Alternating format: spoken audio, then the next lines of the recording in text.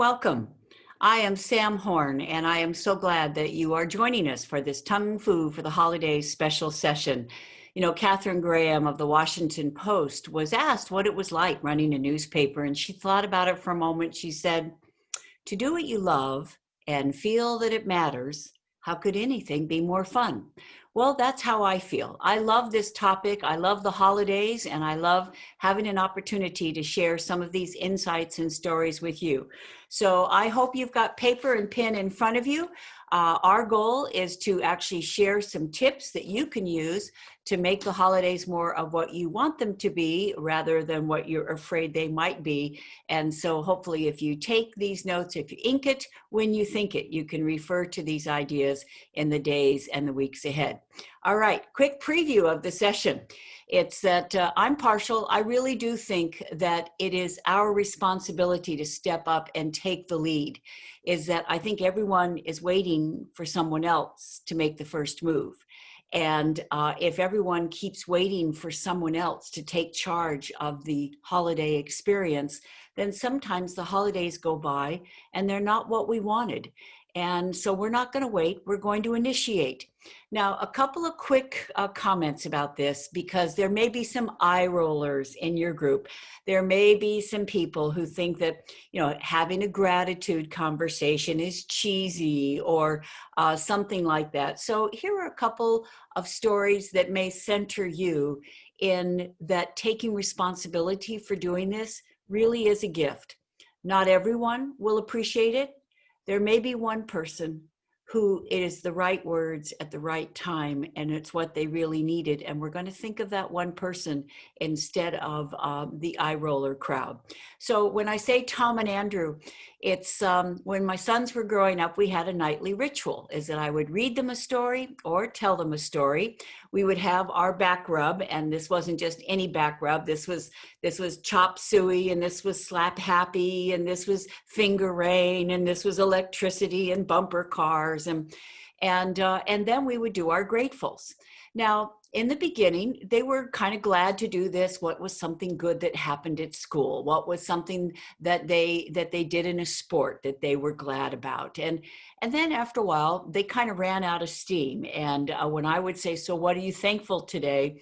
they would roll their eyes and begrudgingly do it. And when we would have our holiday meals and we would go around the table and we would talk about highlights of the year and what we were grateful for and who made a difference for us and something that we learned that we're proud of. And when we look back at this year, something we'll always remember fondly. Once again, sometimes they were into it and sometimes they just thought mom was being mom and they kind of begrudgingly went along with it. Well, how could I have predicted that both my sons are fathers now and they do these rituals with their kids? How could I have predicted that Andrew would actually start a business called Tribute that is all about giving gratitude, expressing our thanks, and letting people know how we appreciate them and what they've done that's made a difference for us? And so when we think about people who might not be getting on board on this, let's remember Albert Schweitzer said, "In influencing others, example is not the main thing. It's the only thing." We're setting an example that the holidays roll around once a year, and that we can talk about whether the stuffing is dry and whether we left the turkey in too long, and we can talk about the traffic, or we can talk about COVID, or we can talk about all of the political dissent and divisiveness. We can talk about that. Is that really the best use of our time and our mind and our attention? If we're gathered together with loved ones, whether it's virtually or whether it's in person, isn't this an opportunity to make this time together precious, meaningful, to talk about things that matter, to establish rituals that we look forward to so that when we look back at it, it's time well spent? You know, Annie Dillard said, "How we spend our days is, of course, how we spend our life. Well, let's spend these days around the holidays in a way that we'll be glad we did. Now, I mentioned Deanie's Epiphany, and so I'm going to shortcut this story so that we can jump right into our tips for tongue foos for the holiday. Deanie Trinidad was the personnel director for the Ilikai Hotel in Hawaii and then the Prince Hotel in Hawaii. And I will always remember that she gave me an opportunity to speak for her. And I was 8 months hapai at the time, 8 months hapai. Hapai is pregnant in Hawaiian. And she put her hand on my belly after I did a program for them. And she said, wouldn't it be something if that little boy in there grew up and came to work for me someday? Well, when Andrew was a junior at Virginia Tech, I got a phone call out of the blue from Deanie. I had not talked with her in years. And she said, do you have a son who's studying hospitality management at Virginia Tech? I said, yeah. She said, well, and that's how Andrew had an opportunity to go and work for Deanie. And now he had a chance to go with her on one of her monthly trips to a local high school. Because Deanie had grown up in a very rough part of Hawaii, she was the only person from her family to go to college, and her give back to her community was every month, and she had been doing this for years, she would go to a different high school on the island. And she would talk to them. Are you planning on going to college, community college, or four-year college? What are your career goals? What's your vision for yourself? And for many of them, it had never occurred to them to go to college. No one in their family had gone to college. It never occurred to them to think about the possibilities of their career. So she'd been doing this for years as her way of supporting kids in Hawaii. Well, the time that Andrew was with her, it was a very rough portion of Hawaii, and the kids were not paying attention. In fact, it was worse than that. They were literally flying paper airplanes in the cafeteria, the gymnasium, where they're having this event. It seemed like everyone was texting or on their phones, and some people were really rude. And when she and Andrew were walking back to the car, she was thinking that this was probably going to be the last time that she did this, that it didn't seem to be making a difference, and that it didn't seem to really be important or matter to them. And then Andrew and Deanie heard some feet running up behind them. And this 15-year-old girl tugged at Deanie's jacket, and she said, Miss Deanie, you think I got chance? And Deanie decided that she would continue speaking to these high schools because there just may be someone in there that's feeling all alone, that's feeling like she can't relate to these other kids and that there's something wrong with her. Maybe she has hopes and dreams for herself, and that Deanie just may be the life raft that she needs in her life to believe that there is something better. And that's kind of my Pollyanna vision for the holidays, is that somebody's got to go first. And if we go first, and if we believe in connection and community and people talking about what's matter, then we go first. And once again, not everyone is going to jump on this bandwagon. However, they may be one person, and this has been a kind of bleak year from them, or one person and they're kind of losing hope, one person and they're kind of getting discouraged.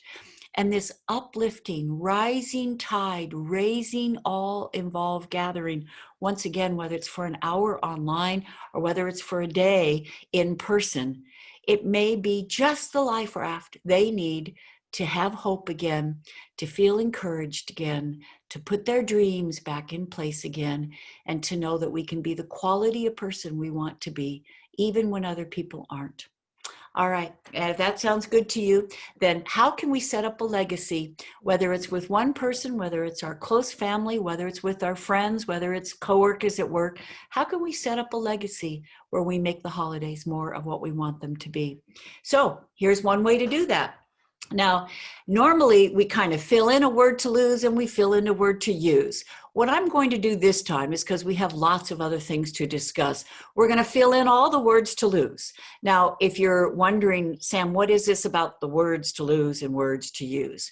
Well, what I've learned in 25 years of teaching Tongue Fu to people around the world through hundreds of organizations is that words matter, every single one of them. And often we are using words that actually create resentment. They create resistance. We're using words that create conflict. And if we replace those words with words on the right, we can actually turn conflict into cooperation. We can actually prevent resistance and resentment and turn it into receptivity and to rapport, even respect. So let's go through this list on the left, and then we'll think about some holiday conversations that we might have, and maybe we can make them more cooperative. Maybe we can actually avoid some conflicts, especially if there's some people who have different political beliefs or conspiracy theories, or they've had a dark time and they actually are very vocal about sharing all the things they're depressed about, and we want to support them, and we don't want the other 10 people on the call to sit in silence and be held hostage while one person goes on and on and on and on. So in fact, Judy Tenuta has a line about that. She says, I think we need a 12-step group for nonstop talkers. We're going to call it on and on and on. So if you have someone who in your gatherings goes on and on and on, and everyone else is thinking, how can I get out of here? We even have a tip for that. Let's fill in the words on the left. Let's put down that word but. Okay, well, I hear what you're saying, but. Well, I know it's important to you, but. Well, we were looking forward to this, but. It's like, well, I'd like to help you with that, but. That word, that little 3-letter word, but, does more damage than any other word in the English language. So let's put down the word but. Now underneath it, let's put down the word should. Well, you should have let me know that you didn't like cranberries. Well, you should have, left your dog at home. It's, well, you should have told me that you haven't had a COVID test. That word should has little or no constructive value because it usually pertains to the past. And when we tell people what they should have done or what they shouldn't have done, they will resent us even if what we're saying is right, because they can't undo it. We're coming across as a critic and they're feeling shame. So please put that word should over there on the left. We're going to try and get that out of our holiday communications. And next is you'll need to, or you have to. Well, you'll need to wait. The turkey isn't ready yet. Can we eat now? No, you have to wait. We still have to set the table. It's like, well, you need to understand we're doing the best we can. Well, you need to wear mask. It's like, could you please, we'll get to how to say that more courteously instead of giving people commands. Do you know anyone who likes to be ordered around? And when we tell them you need to, you have to, inside they're thinking, you're not the boss of me. So let's get rid of that. You need to, you have to. And on the next line, let's get rid of can't because, and there's nothing. Hey, no, we can't do that because. It's like, no, you can't play outside because it's raining. No, you can't have leftovers because, we haven't even cleared the table yet. It's like those words can't because are like a verbal door slamming in someone's face. They will resent us because they feel like we're blocking them from what it is they want. Even the word there's nothing. Hey, don't blame me. There's nothing I can do about it. There's no way I can change it. It's not my fault. All of these words can't because there's nothing, there's no way, once again, cause people to feel like we don't care, that we're not listening, and that we're just shrugging our shoulders and dismissing them. They'll often get louder and angrier in an effort to make us care. And then finally, please put down on the last word on the left, problem and wrong. It's like there was someone in my son's school who used to say, what's wrong? That's how she get it. And someone would say, can I talk to you? And she'd say, sure, what's the problem?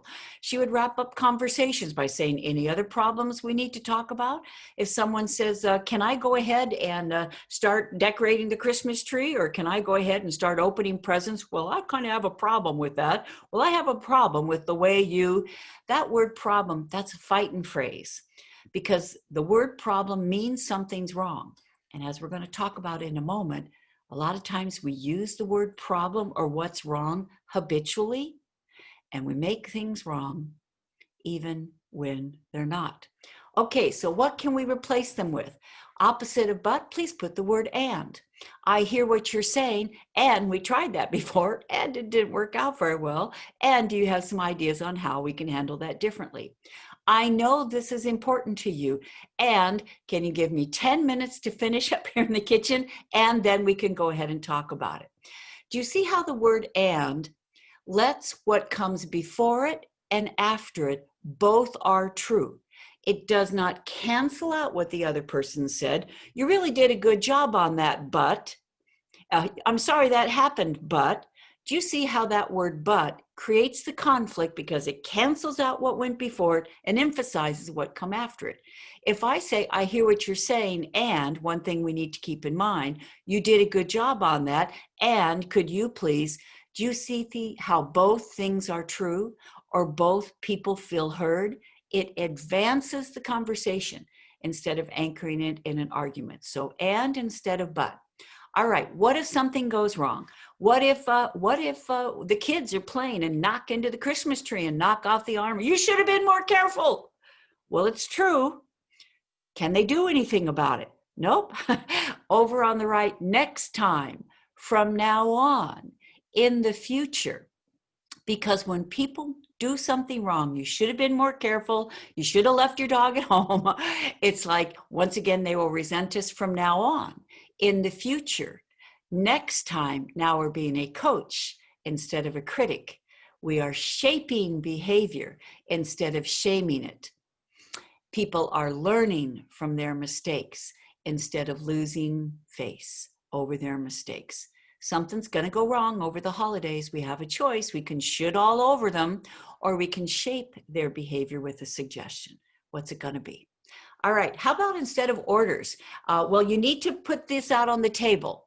Could you please put this out on the table? Well, you need to wait. It's not your turn yet. Could you please wait so so-and-so can finish? Our goal is to turn commands into courteous requests. Could you please, if you would, because now we are treating people with the respect they want, need, and deserve, and they're a lot more likely to do things willingly because they want to, instead of reluctantly because they're being told to. All right, all those words can't because there's nothing. Over on the right, put can as soon as. Instead of saying, no, you can't play outside because it's raining, yes, you can play outside as soon as it stops raining. Instead of, no, we can't have leftovers, we're still cleaning the pots and pans, yes, we can have leftovers as soon as we finish cleaning the pots and pans. And by the way, we might want to add, and if you want to speed up those leftovers, you're welcome to pitch in and help us out in the kitchen. And the goal is to turn can't because into can as soon as, or yes, you can right after. And now if we're talking about the events of 2020 and like, well, there's nothing we can do about it. Say, there's something we can do about it. We may not be able to meet in person like we have every year for the past decade. We can still meet virtually. We can still have an hour Zoom call where at least we have a chance to get caught up instead of just passing by our annual tradition. Turn there's nothing into there's something. Turn not my fault, no way I can change it into I wish I could change it. I wish we could get together in person because I miss you too. I wish that we could. Do you see how we may not be able to change circumstances? We can change the way we communicate about them. And when we change the way we communicate about the circumstances, at least people know we care. Instead of not my fault, nothing I can do, no way I can change it, which actually creates this gap, this gulf between people because it's lacking in empathy or compassion. And then finally, those words problem or wrong. Let's get rid of them. Let's use words that don't give the impression something's wrong. So even if like someone's crying, instead of walking up and saying what's wrong, which cements their sorrow and their grief and their depression and sadness, say, want to talk about it? How can I help? What's going on? Open up the conversation instead of nailing it as something's wrong. It's, or what's the problem? Or I have a problem with that. Can we talk about that? And to use words that imprint and perpetuate the positive behavior instead of the negative. You may see a trend here, and then it's time to move on. All of these words on the left set up a ripple effect. And athletes know this. If I say don't drop the ball, what am I going to do? I'm going to drop the ball.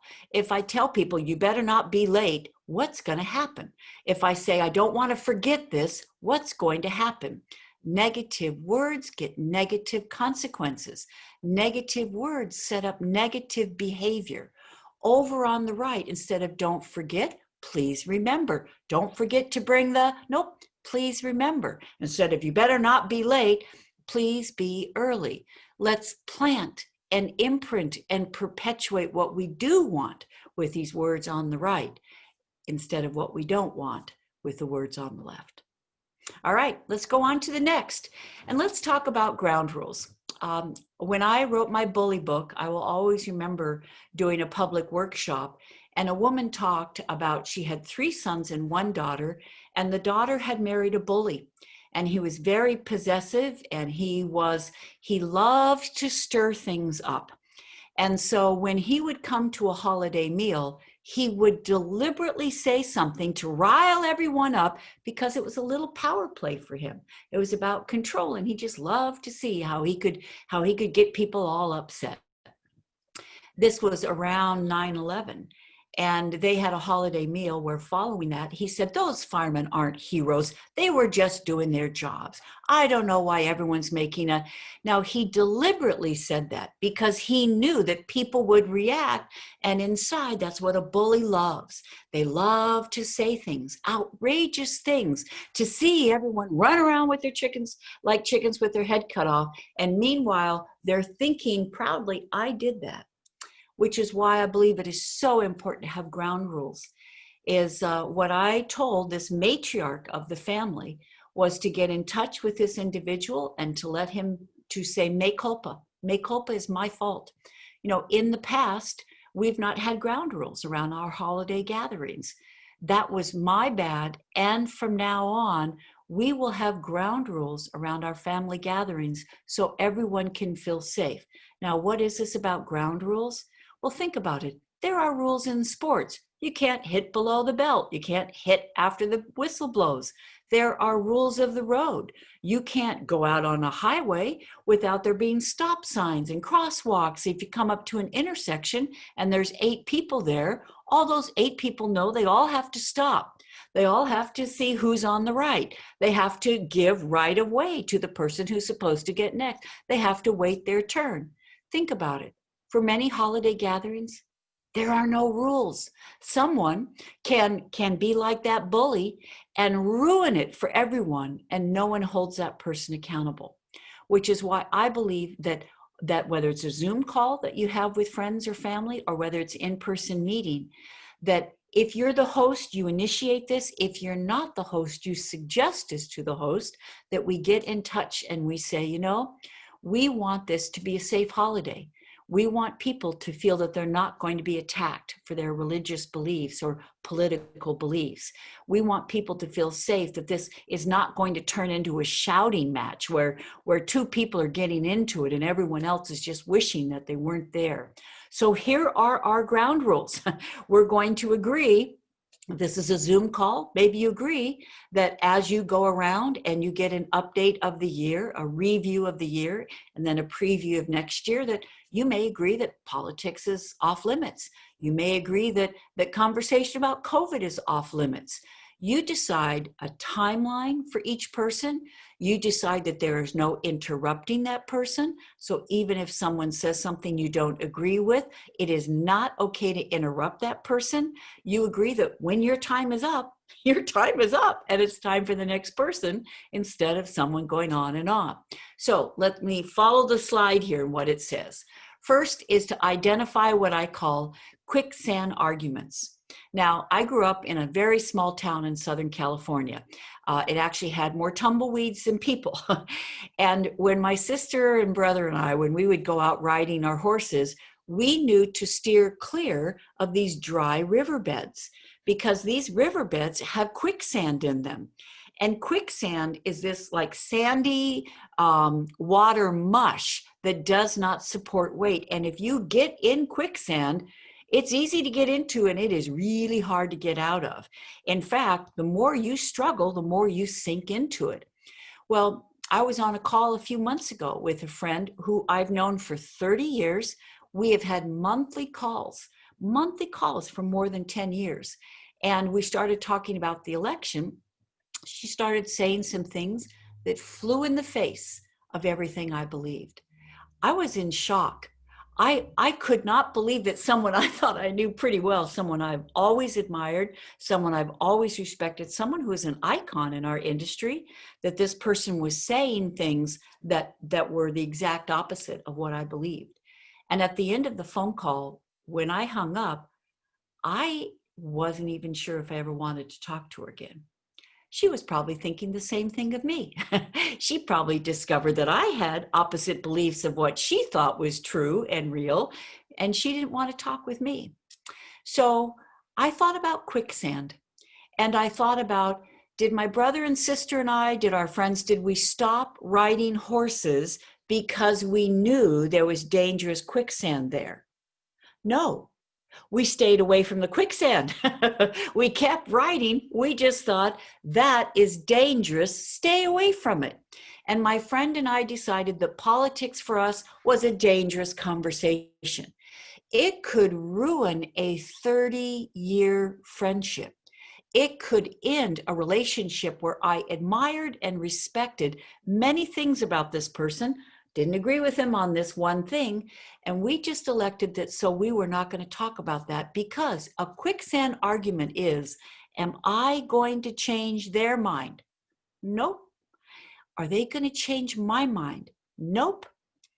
If in the hour you've got together on this Zoom call, or the half day that you have together in person, if you have a volatile issue and you realize that everyone is very clear that their particular approach is what they want to continue to believe, they're not interested in delving into it, diving into it, finding out why they think this way. Maybe there's something there, not during this hour call. That's not going to happen. That's a quicksand conversation. We're just going to say we're steering clear of that because we want to honor our 30-year friendship. There's a lot that I admire and respect about you. I disagree with you on this one.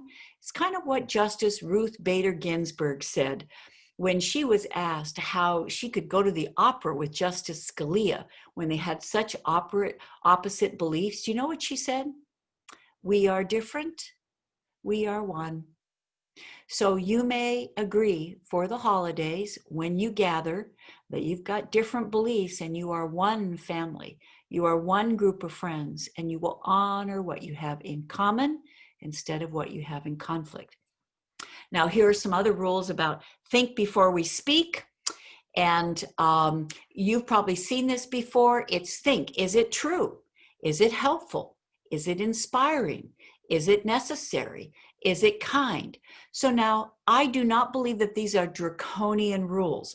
We're not talking about for the rest of our life, every single time we gather, we're going to avoid quicksand conversations. No, I'm talking about for this meal, for the holiday, for this gathering, for this hour on Zoom, these are our criteria. If we can only say a few things, let us choose to say things that elevate and celebrate each other, that elevate and celebrate our life and our community and what's right with the world, instead of dwelling on what's wrong.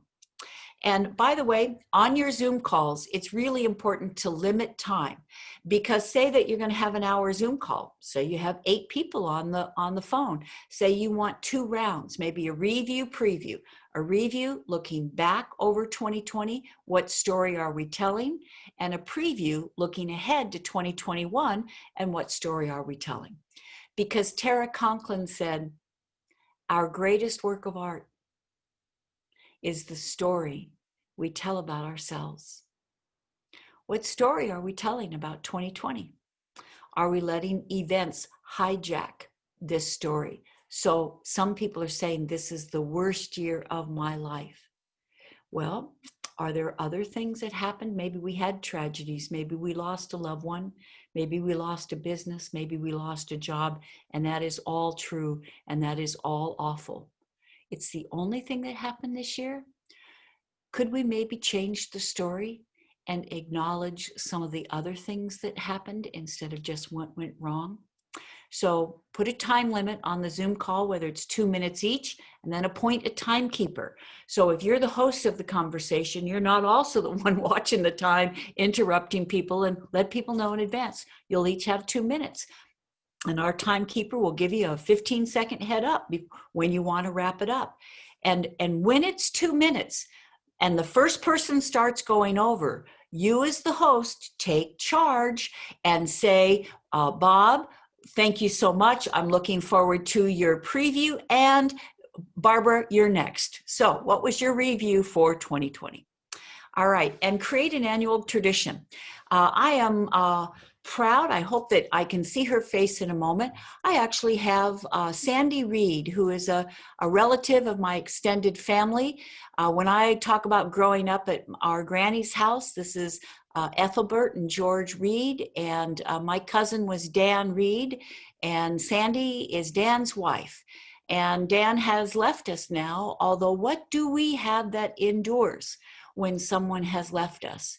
We have rituals, we have traditions, we have things that we do every year that define us. And in the Reed family, they always used to have olives, and people would eat the olive and then flick the pit into the centerpiece. And it always got a laugh, and it was something that we always did. And when we think back at those meals, we think about the things that we always did. What are your holiday traditions? What do you do every year that people count on, that are meaningful to them, that define you as a family or a group? It's my friend, Dr. Diane Gerard, who's a psychologist on the island of Kauai. When Hurricane Iniki came through and devastated that island, many people did not have their homes and they did not have their places of business. And the county of Kauai asked her as a psychologist for her advice. And her first piece of advice was to establish rituals. Because when the world is turned upside down and inside out, and you can't count on anything, we need something we can count on. So if you don't have traditions, what tradition are you going to create this year? Every year when we get together, we're going to do this because it is something to count on in a world where we can't count on a lot. All right, and now honor the majority, not the one who's out of line. Let's go back to the story that started this. The woman who is the matriarch of the family, who had the daughter who was worried about, the daughter who was married to the bully, who ruined every gathering.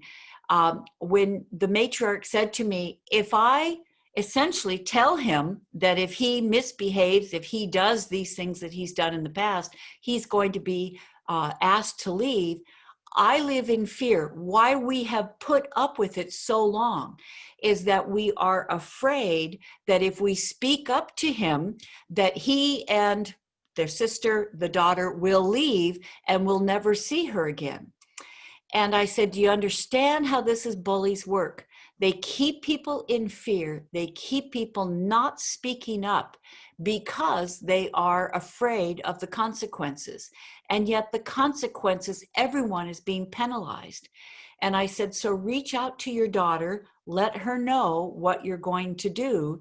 And if the bully acts up at dinner, look at the daughter and say, Wilma, you are welcome to stay. Carl, you knew the rules, you agreed to the rules, leave. And yes, I do believe in enforcing the rules because we want to honor everyone and not the one who is ruining it for the rest. All right, let's move on. And I'm going to stop for just a second. I've been talking. We have a couple of other slides about some questions that actually can lead to fascinating, enlightening, eye-opening, meaningful conversations. And we have kind of a treat, a little exercise we can do about setting up 2021 so that it's more of what we want it to be. And Mark Twain said, that no one was ever saved after the first 20 minutes of the sermon. And I've been talking for more than 20 minutes at a time. Time for me to put a sock in it, see if you might have some questions, comments, or even more importantly, your best practices. What are you doing to take the lead and to make these holidays something that you will always remember for all the right reasons? So anyone want to unmute themselves and share best practice? Okay, please. I see Deborah, saw your hand up. Please go ahead. I've got some different questions that I'm going to be introducing to the conversation at Christmas this time. One is, what book or books have you given most for a gift and why? Yes. Or what are 1 to 3 books that have greatly influenced your life? I have a lot of readers in our group, so I think that'll be a great question.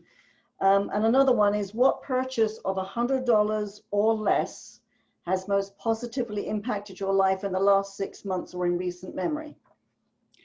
What fantastic questions, Deborah. And you know what? Recommend, even get little notebooks. You know, you can get little notebooks at a store for like $2 or something like that, and have notebooks and pens by everyone's dish. Or if it's Zoom, tell them to get a notebook in advance and whatever, and then remind them, ink it when you think it. So when someone recommends a book that has been just exactly what they needed to read this year, they can write it down. And then you know what? Otter.ai, OTTER.ai, the conversation, and then afterwards send a collection of these, because then the event is not just a one-off. It's not like, that was great, bye-bye, see you next year. It is the gracious way of getting back in touch. What a joy it was gathering together. Thank you for your suggestions. We decided not to wait till Thanksgiving. We're going to get together for Easter so we can do this again. Here are the books that were recommended. Here is how people spent their $100. And so that we are taking responsibility once again for changing and elevating a conversation that keeps us connected moving forward. What a great idea. Thank you. Good. So someone else, and then I want to honor my times, and I see that we only have about 10 minutes left. So someone else want to share your best practice. Love to hear it. Yes, please. I think I see Dawn. Let's hear Dawn. Hi, Sam. For a Zoom gathering, something we tried yesterday for a work event, and I could definitely see doing this with a personal event, is would you rather. So you come up with about 5 or 10 would you rather fun statements, like, would you rather be an unsung superhero or a famous villain? Wow. And we used the poll feature in Zoom. So we put it as a poll. As people coming on to the Zoom, they saw it, so they didn't have to wait for anything. There's something going on. And then we would show the results. So immediately you could see, half the audience wanted to be the villain and the other half wanted to be a hero. And then we'd have a second poll, like, would you rather, go to the moon or, stay at home, those kind of things. So it was just kind of a fun, interactive way to get people in the mood for the conversation. So that might be something fun to try. Dawn, thank you so much. And you're a certified Tongue Fu trainer, Dawn, so it sounds like woo-hoo-hoo. So, because of Tongue Fu is that kind of what's unfolded in the last few years is that people don't know how to talk to each other. Digital natives grew up talking with their thumbs, right? It's like we don't have dinner conversations because everyone's off, late from work, off in sports and on a trip, etc. And so people have not learned how to have these conversations. And unless someone like you says, hey, let's do this, and then gives them these creative questions, these conversations where we get to know each other and enjoy each other and like each other and find out what we have in common and be inspired, they never happen, do they? Right. Right. Yeah. So good for you. Hey, before I move on, I think a couple people are on the call. Tweet Coleman, are you on the call? Can you unmute yourself for a second and join one of your best practices? Sam, sorry, I was going to interrupt. Catherine had a comment as well. Oh, and Catherine, yay. Okay, because I'm not on gallery view, so I didn't see Catherine. So we have Tweet and Catherine. And then if Sandy Reed is on the call, we'd love to hear from her. And I know that we've got like 6 minutes left. So so let's see. Tweet, are you there?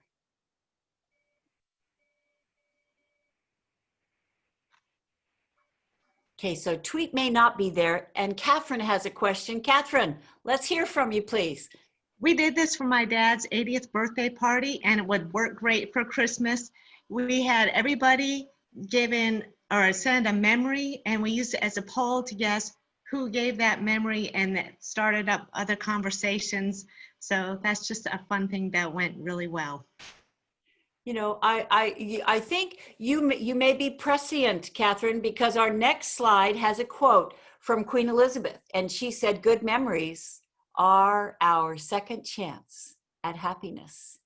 They're our third and our fourth and our fifth, and they really are what bonds us, isn't it? Shared memories. So thank you. What a great idea. Good. And Sandy Reed, are you with us today? I am. I don't have any ideas though, sorry. Well, I just wanted to give you a shout out since it's lovely being able to share this with you as extended family. So best wishes to you and to your kids. Thank you so much. And I know they're not kids anymore, are they? I had an opportunity to meet Connor in New York, and how wonderful it was to see this bright and talented young man. Thank you. He is, yes, they're both great kids. Wonderful. So thanks for joining us. I think Tweet is on now. Okay, Tweet, let's hear from you. Another of our certified Tongue Fu trainers. Tweet. Yes, hi. Can you hear me okay? I sure can. Okay, good, good. Yes, I was at an aviation meeting last night, and we had a question about SpaceX. And we said if we were going to go on SpaceX, what would be the one thing we would do when we arrived? And that was kind of fun because it was a group of pilots and everybody had different ideas. Wow. You know, Tweet, it's interesting, and you're also a certified Dale Carnegie instructor. You've been involved in that organization for years. And of course, Dale Carnegie said, we can make more friends in 2 months by becoming interested in other people than we can in 2 years by trying to get people interested in us. And a theme that runs through where we give people these questions to have these conversations, we can make more friends in 20 minutes than we can in 2 years with these questions that get us interested. Oh, I didn't know that. Oh, I didn't know that you'd been there, that you think that way, that this had happened to you, that you, so thank you, Tweet, for chiming in. And yeah, thank you. You bet. All right, let's talk about this next. How can we do all these? Talk about memories, talk about would you rather, talk about all these. Here are some other questions, and here's what it's based on. I have a good friend named Mary Loverty, who's a Hall of Fame speaker. And Mary said that for 10 years while the kids were growing up, they actually traveled to a lake about 8 hours away where they kept a boat, and they'd spend 2 weeks there for their annual summer vacation. Well, the 8-hour drive going to the lake was lots of fun. Everyone was looking forward to it in good spirits. The 8-hour trip back from the lake, not so much, because everyone was sunburned and tired and bickering and so forth. So she turned bickering into the best game. And by the way, I'm in a mastermind with Mary, and every single time we meet, we play the best game because it is a way to cherry pick of what has happened. It's the best meal, the best laugh, the best new friend, the best lesson learned, the best new skill, you know, the best place we visited, etc. And a lot of times we will forget these things if we don't imprint them. And when we have people gathered together and they're sharing the best, it is so energizing, and it really does remind us that there's a lot right with the world. So here are just some of these best questions. And I suggest when you get together with family, you go around, and the rules are you can come up with a category, then you go first. Then everyone shares. Next person, come up with a category. And it may be the best book that you've read, or it may be, you know, what you learned about yourself this past year. However, once again, it's a catalyzing conversation that creates connectivity. One last thing before we wrap up.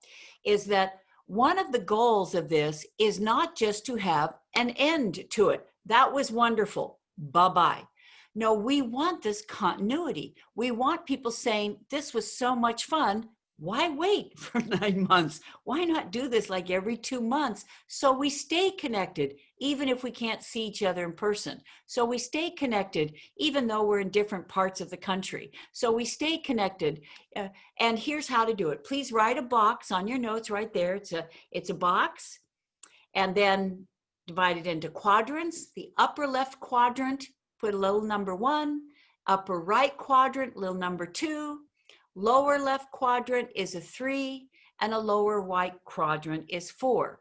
And I actually suggest, once again, with those little notebooks that you're going to give to people or that you're going to ask people to have ready, that people draw this box. And now you ask questions. And we're actually, it's time to wrap up right now. So I'm going to keep this short. In box 1, what are you doing in your life that you want to right now? Maybe what you're doing that you want to is you're walking your dog every morning. Maybe what you're doing that you want to is you are hosting these kinds of rising tide, raising all involved conversations for people that would be isolated and lonely and distant unless someone like you took the lead. Maybe what you're doing that you want to is you're finally writing that book that you've been talking about. So what are you doing in your life that you want to?